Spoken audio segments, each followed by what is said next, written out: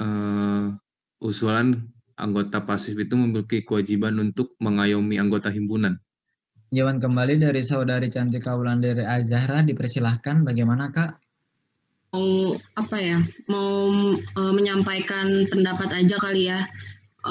Menurut saya kenapa di kewajiban itu kenapa anggota pasif itu nggak punya kewajiban, karena anggota pasif itu sudah sebagai alumni maksudnya mereka itu masih termasuk dalam bagian keluarga kami, tapi mereka juga udah secara nggak langsung udah melepas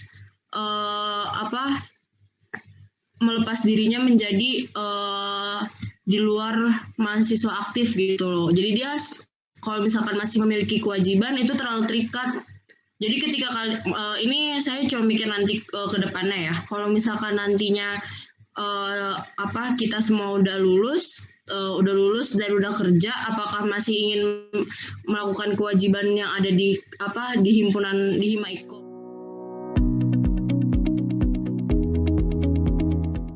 Di sini saya akan menjelaskan apa itu group think. Group think adalah grup berpikir. Menurut Irfan Jenis, tahun 1972, beliau mengatakan, group think terjadi karena suatu kelompok mengambil keputusan yang irasional karena adanya usulan dari sebuah individu, dan individu tersebut mempengaruhi semua anggota kelompok.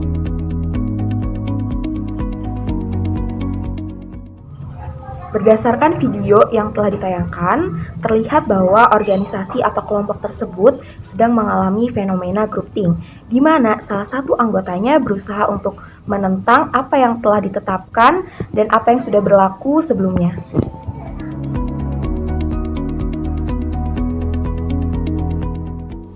Yang pertama, terdapat kondisi di dalam kelompok yang mempromosikan kohesivitas tinggi, di mana kohesivitas tinggi itu mengacu pada semangat kebersamaan yang tinggi.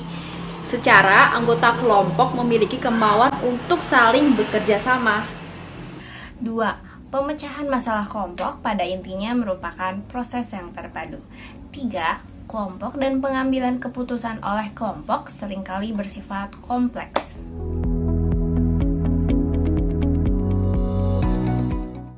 Adanya tekanan yang Saudara Faiz sampaikan untuk mencapai suatu keseragaman opini di mana kewajiban anggota pasif untuk mengayomi anggota himpunan.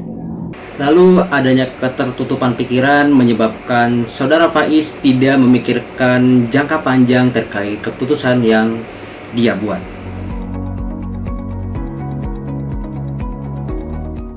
Di sini saya akan membahas tentang faktor yang mempengaruhi terbentuknya grup think. Poin yang saya bahas adalah tekanan kelompok. Tekanan kelompok dibagi menjadi dua, yaitu tekanan internal dan tekanan eksternal. Yang dialami kelompok dapat menuntut kepada grup think. Jika suatu kelompok dalam membuat keputusan sedang mengalami tekanan yang berat, baik disebabkan oleh dorongan-dorongan dari luar maupun dari dalam kelompok, mereka cenderung tidak bisa menguasai emosi mereka, sehingga dapat mencari segala cara agar masalah dapat cepat diselesaikan tanpa memikirkan akal sehat. Maka kelompok tersebut akan sedang menuju grup think.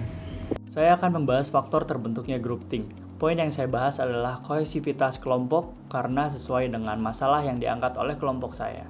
Kohesivitas kelompok adalah proses kesatuan, kelekatan, atau daya tarik individu terhadap kelompok dalam rangka pemenuhan tujuan dan motivasi untuk bersama di dalamnya, yang memiliki tingkat ketertarikan dan keyakinan untuk bersama dalam keberhasilan suatu kelompok.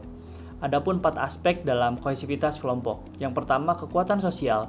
Yang kedua, kesatuan dalam kelompok. Yang ketiga, daya tarik. Dan yang keempat, kerja sama kelompok.